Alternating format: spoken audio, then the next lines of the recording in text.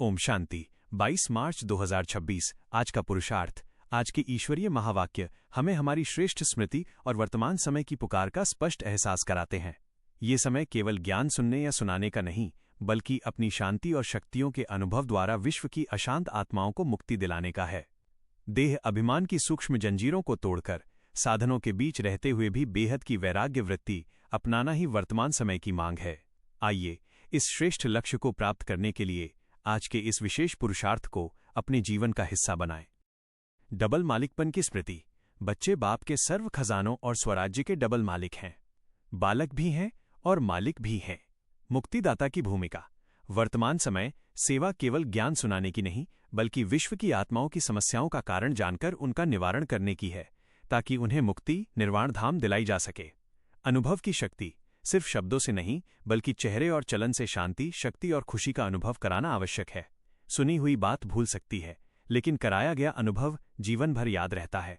साधन और वैराग्य का संतुलन। सेवा की वृद्धि और साधनों की प्राप्ति के साथ साथ बेहद की वैराग्य वृत्ति का होना बहुत जरूरी है।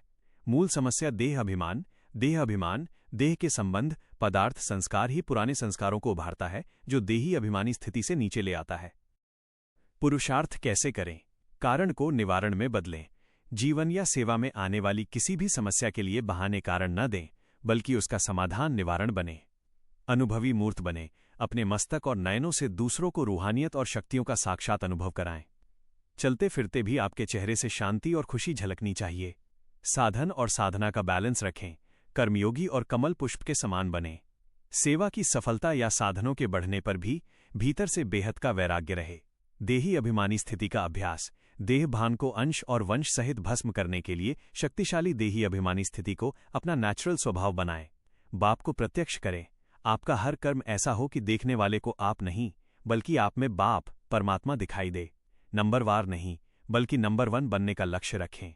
बहुत काल का अभ्यास। बहुत समय का पुरुषार्थ ही बहुत समय की प्रारब्ध भाग्य बनाता है, इसलिए स्वयं को बार बार चेक करके परिवर्तन करें।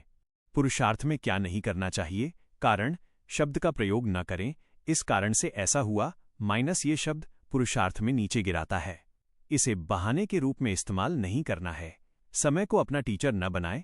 ये न सोचें कि समय आने पर हम ठीक हो जाएंगे। समय के भरोसे अपना पुरुषार्थ ढीला न छोड़ें, बल्कि स्वयं संपूर्ण बनकर समय को समीप लाएं। पुराने संस्कारों को उभरने न दें। देह भान का कोई भी पुराना संस्कार या अंश भीतर छिपा न रहे, क्योंकि अंश होगा तो समय आने पर वो वंश बनकर सामने आ जाएगा। साकारी आकर्षणों में न फंसें। साकारी दुनिया की कोई भी आकर्षण, साधन या सेवा की सफलता आपको अपने से बांधे नहीं। प्राप्त खुशी को सीमित न रखें। प्राप्त हुई खुशी और उमंग उत्साह को केवल किसी विशेष स्थान तक सीमित न छोड़ें, उसे अपने जीवन के हर पल में साथ रखें। कर्म करते हुए भी बंधन मुक्त रहने के लिए साकारी आकर्षणों से 1 सेकंड में न्यारा और प्यारा बने। डायरेक्शन मिलते ही अशरीरी और योगयुक्त स्थिति का अनुभव करना ही सहजयोगी और स्वत योगी बनना है। परिस्थितियां कैसी भी हों, अपनी एकरस स्थिति के श्रेष्ठ आसन पर सदा विराजमान रहना ही सच्ची तपस्या है। अंततः यह ईश्वरीय महावाक्य हमें याद दिलाते हैं कि हम साधारण आत्माएं नहीं, बल्कि विश्व परिवर्तक और मुक्तिदाता हैं। हमें समय का इंतजार नहीं करना है, बल्कि अपनी संपूर्णता से समय को समीप लाना है। जब हमारा हर कर्म देही अभिमानी स्थिति में होगा, तभी हमारा चेहरा और चलन बाप को प्रत्यक्ष करेगा। आइए आज बहानेबाजी को छोड़कर समाधान स्वरूप बने और अपनी एकरस स्थिति के आसन पर विराजमान होकर सच्ची तपस्या का अनुभव करें।